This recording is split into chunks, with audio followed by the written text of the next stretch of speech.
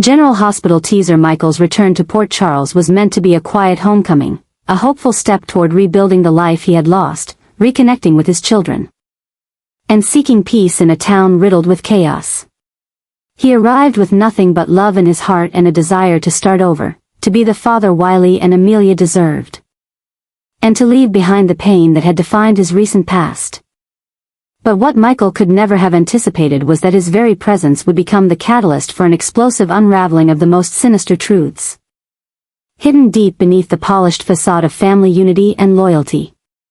While many embraced his return with open arms, grateful for the miracle of his survival and thrilled at the prospect of a brighter future, there was one person who viewed his comeback through a different lens: Tracy. To Tracy, Michael's reappearance was not merely a joyful reunion, it was a gift from fate. For months, she had been locked in a silent war with Drew, a man she had once championed, trusted, and even aligned with during the darkest hours of family conflict. But that trust had been weaponized and turned against her in the most humiliating way possible. It was at the nurses' ball, an event she had poured her heart into orchestrating, that Drew struck. In a move that stunned the entire town, Tracy was arrested publicly, paraded away in handcuffs, accused of possessing ketamine found in her vehicle. The disgrace was searing. Drew stood nearby, his expression unreadable, but the satisfaction in his eyes did not escape Tracy's gaze. In that moment, she understood everything: the setup, the betrayal, the cruelty.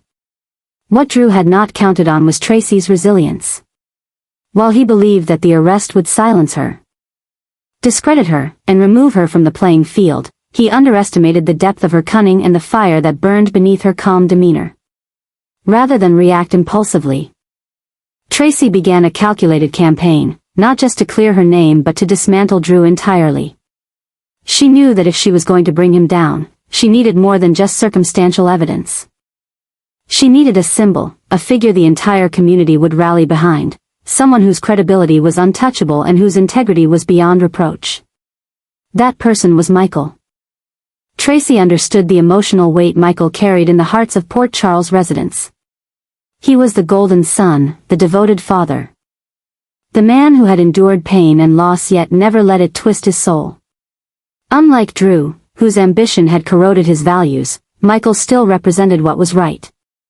More importantly, he was Wiley's father, the boy at the center of a custody war, a child who had suffered silently under the manipulations of adults pretending to act in his best interest. Drew had used Wiley as a pawn, a tool in his pursuit of influence, and Tracy knew that if she could expose the truth of that exploitation, it would shatter the illusion Drew had worked so hard to maintain.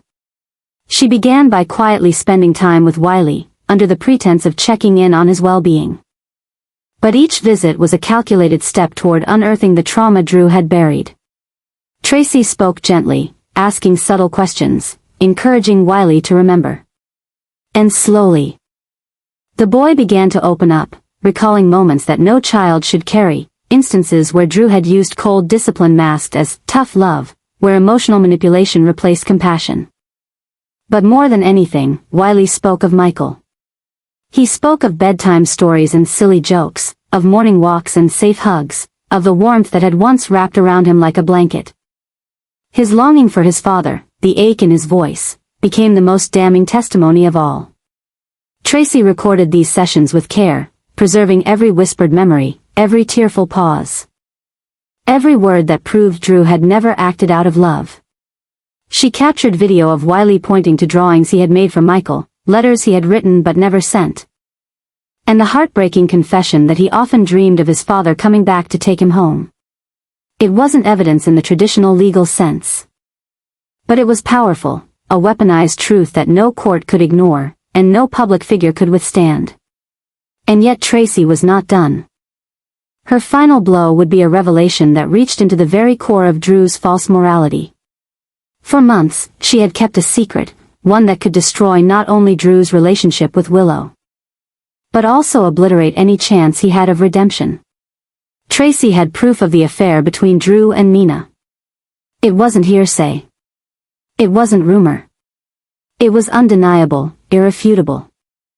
Security footage from a hotel suite, timestamps matching nights Drew had claimed to be working late. Receipts, digital traces. And even a recorded conversation between hotel staff confirming the nature of the rendezvous. The affair had occurred while Drew was already becoming intimately involved with Willow. While he was supposedly rebuilding his life on honesty and trust. Nina, desperate for love and validation, had willingly become part of his deceit, and in doing so, had driven a knife through the heart of the daughter she had only recently begun to know. Tracy knew she had to wait for the perfect moment. She shared everything with Michael in private. Not to manipulate him, but because he needed to understand the full scale of the corruption that had infiltrated his family. Michael, stunned but composed, listened to every word, reviewed every file. Every recording, every scrap of evidence. And then he acted. At the next family hearing, under the guise of a custody review, Michael submitted the entire dossier. He did not speak with malice. Nor did he accuse blindly. He simply presented the truth, Wiley's own words, the evidence of Drew's calculated betrayal, and the revelation of the affair that tore Willow's heart in two. The courtroom, once dominated by Drew's manufactured charisma, fell into stunned silence. Willow, pale and visibly shaken, left the room without a word, her silence more damning than any accusation. The judge ruled swiftly. All of Drew's rights regarding Wiley and Amelia were revoked. A restraining order was issued. Nina was served with a subpoena for a federal ethics investigation connected to prior misuse of company resources. Crimson issued a statement suspending her indefinitely pending review. And Michael?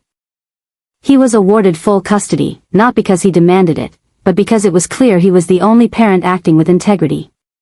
Drew, now a pariah, watched the family he claimed to protect disintegrate before him. His influence gone, his image shattered, he wandered from the courthouse a man without allies, without purpose. And most damningly, without legacy. And Tracy, standing by the courthouse steps, watched not with triumph, but with the satisfaction of knowing justice had finally been served. Her arrest, her shame. Her quiet battle, none of it had been in vain. Michael's return had not only healed the wounds of a broken family, but exposed the rot that had taken root at its core. He had not come back to be a hero. But in fighting for his children, and by trusting the woman who had once been the family's most unpredictable force, he had become one. And as for Tracy, the woman Port Charles once underestimated, she now stood unchallenged, not just as a courtermain, but as the only one who had dared to fight for the truth. No matter how dangerous the cost.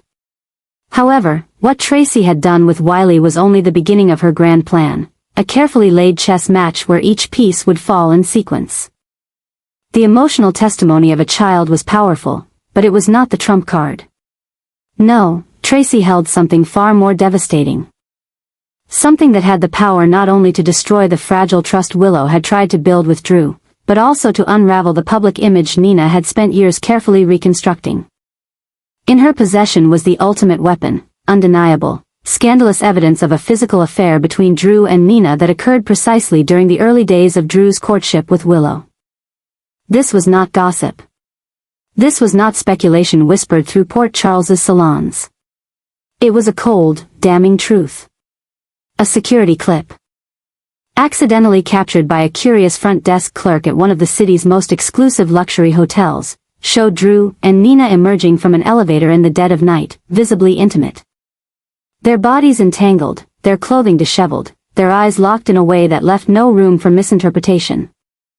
The timestamp on the footage coincided exactly with nights Drew had told Willow he was working late, nights she had spent waiting up.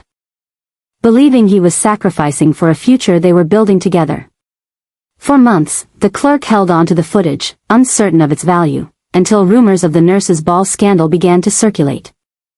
When the video finally made its way into Tracy's hands, she immediately understood the scale of what she possessed. This wasn't just a moment of weakness. This was a betrayal so profound that it tore apart the very fabric of family loyalty, maternal trust, and romantic hope. Tracy held the footage like a queen holding checkmate. Knowing she would play it only once, and only when it would destroy as many illusions as possible. She knew that if she moved too soon, it would be written off as revenge. An emotional overreaction by a woman scorned.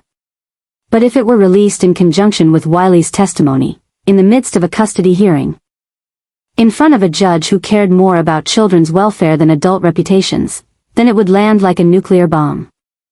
And there was only one person who could deliver it with the grace and gravity it deserved, Michael. Tracy, ever strategic, approached Michael with the evidence not as a weapon, but as a plea. She told him that this was not just about revenge, it was about protection. Protection for Wiley, for Amelia, for Willow, and for all the people Drew and Nina had lied to. If Michael remained silent, the children would continue to live in a warped reality where adults could do anything and still hold on to their power. But if he spoke, he could reset the moral compass of the entire town. The decision weighed heavily on Michael, who had always valued discretion, peace, and family unity. But after reviewing the footage, after hearing Wiley's voice describing the pain Drew had caused, Michael understood what had to be done. He spent the night in deep contemplation, haunted by images of his son's tears, of Willow's impending heartbreak, and of the years stolen by lies. By morning, his course was clear. At the next custody hearing, one already charged with emotion and complexity, Michael rose and submitted the evidence provided by Tracy. Not just the footage of the affair, but every audio clip, every video of Wiley recounting the ways he had been manipulated, every handwritten letter from the boy to his father that had never been sent. Then, with solemn dignity, Michael gave his own statement, not as a man seeking revenge, but as a father who could no longer remain silent. The courtroom descended into stunned silence as the footage played. Drew, once hailed as a reformer and family man, stood frozen as the images confirmed his betrayal. Willow's eyes filled with tears that refused to fall. Nina covered her mouth, visibly trembling as her shame became public. And when Wiley himself was brought in to speak, his soft-spoken recollection of how he missed Michael, how Drew had punished him for crying, how Nina had ignored him when he asked about his father, pierced the room like a blade.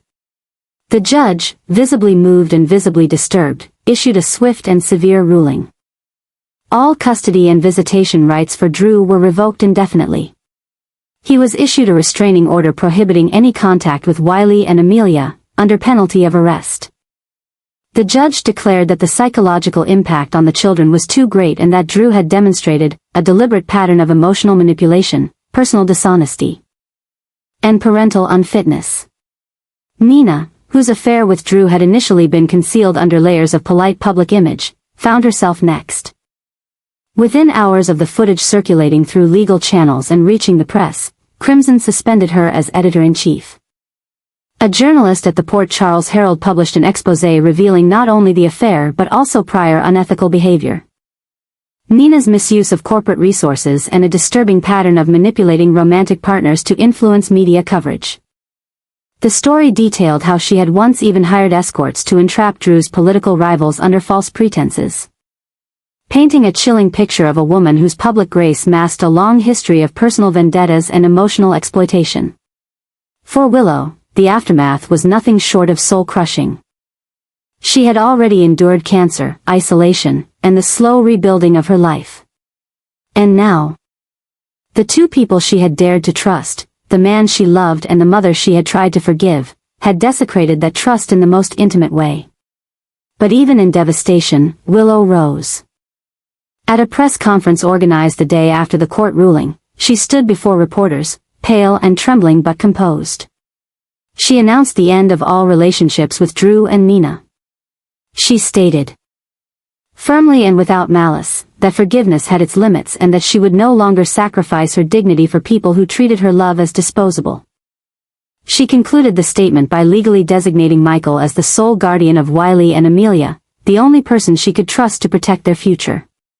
The town reacted with a mix of outrage, grief, and reluctant admiration. Many had once defended Drew, believed in Nina's reformation, supported their union as a symbol of second chances. Now, they were forced to reckon with the darker truth, that sometimes, the ones who smile the brightest are hiding the deepest wounds they've inflicted. Drew disappeared from public view entirely. Shunned by allies, rejected by family, alone in the wreckage he had created. Mina, facing mounting legal and financial consequences, was left not just without her daughter, but without her career, her reputation, or even the sympathy of former friends. And Tracy? Tracy walked into the next board meeting of ELQ with her head held high. Her enemies had tried to disgrace her, manipulate her, even eliminate her from the game, but she had survived. Not just survived, but prevailed. Her legacy, once shadowed by old scandals and family feuds, had been rewritten. She had protected her family, exposed corruption, and restored the balance of power in a house long tilted by secrecy. In the end, it was not revenge that drove Tracy's actions, it was justice. And Michael, her unexpected ally, had become the face of that justice, calm, steady, and unwavering in his pursuit of truth. Together, they had done more than take down Drew and Mina. They had restored something far more precious, the safety and clarity of the next generation. And in Port Charles, that was the rarest victory of all. Drew, pale and ghost-like, with eyes that no longer held the fire of ambition or the pride of a man once respected, walked out of the courtroom in absolute silence. His steps were heavy, not just from defeat, but from the weight of everything he had lost, not material things, but the intangible bonds that once made him human. The corridors that had echoed his confident strides now swallowed the sound of his retreat like a tomb closing shut. There was no one waiting for him. No one reached for his arm. No sympathetic glance met his empty stare. He was utterly alone. The former allies who once stood beside him, Carly, once his closest confidant and champion, and Portia, who had shielded him even when whispers of manipulation grew louder, had turned away. Not because they never believed in him, but because they had. They had believed in the goodness that Drew once carried like a torch through the shadows of his own haunted past. And that belief, now betrayed, had left behind a deeper sting than simple disappointment. They didn't just see a man who had fallen. They saw a man who had chosen the fall, who had cast away every second chance for the sake of control, ego, and secrecy. It was a fall from grace that few in Port Charles had ever witnessed with such clarity and finality. Drew's past, riddled with trauma, had once earned him empathy and redemption. But now, his present reeked of calculated cruelty and shameless betrayal. The court might have passed judgment, but the real sentence was visible in the way people now looked through him, not at him. In their eyes, he had ceased to exist. And standing above that wreckage, regal and unshaken, was Tracy. She watched from the courthouse steps. The same steps she had once been dragged down in handcuffs, her legacy seemingly shattered. But now, she stood tall, arms crossed, chin high. Her expression unreadable except for the faintest flicker of satisfaction in her eyes. She did not smile. She did not gloat. Because this had never been about vengeance for her. It had been about vindication, about ensuring that the truth, no matter how ugly, could not be silenced by charm, money, or political sway. And now that truth stood in the open. Undeniable and damning, for all of Port Charles to see. She didn't need applause. She didn't require headlines singing her praises. The only reward she had ever sought was the unraveling of the lie that had nearly destroyed her family. But even she, calculating, guarded, seasoned in 1,000 battles, was not prepared for what came next. As she turned to leave, ready to slip away from the spotlight she never sought, Michael stepped forward. He said nothing at first. He simply took her hand, that rarely offered gesture of warmth and connection, and held it tightly. Then, in a voice low and unshakable, he whispered, "If it weren't for you, we never would have made it out of the dark." In that moment, something shifted deep within Tracy. Not power, not pride, but something far rarer, a sense of purpose fulfilled. For the first time in years, perhaps decades, Tracy didn't just feel powerful, she felt necessary. A protector. A force of justice. In a world steeped in lies. She had become the one constant, sharp, unforgiving, but utterly essential. Months later, When the next nurses' ball arrived, the same event that had once been the stage for her humiliation and unjust arrest, Tracy returned not in shame, but in triumph. She stepped onto the red carpet not as the disgraced matriarch falsely accused, but as the woman who had dared to confront the very heart of corruption and emerged unbroken. Cameras flashed. Voices hushed, and eyes followed her with something that had eluded her for years: reverence. The once divided town stood united in their recognition. She was no longer just a courtemane, a name that carried as much controversy as prestige. She was now something more profound. She was the woman who had exposed monsters while others looked away. The woman who had chosen truth over comfort. The woman who had protected the children, defended the legacy, and reminded the town that integrity was not a relic of the past, but a weapon of the present. And Drew? If he watched from the shadows, he did so from a place of exile. Banished not by decree, but by consequence. Every door that once opened for him now remained closed. Every phone call unanswered. Every ally distant. The world had moved on, and he was left wandering through its periphery, unseen, unwanted, unloved.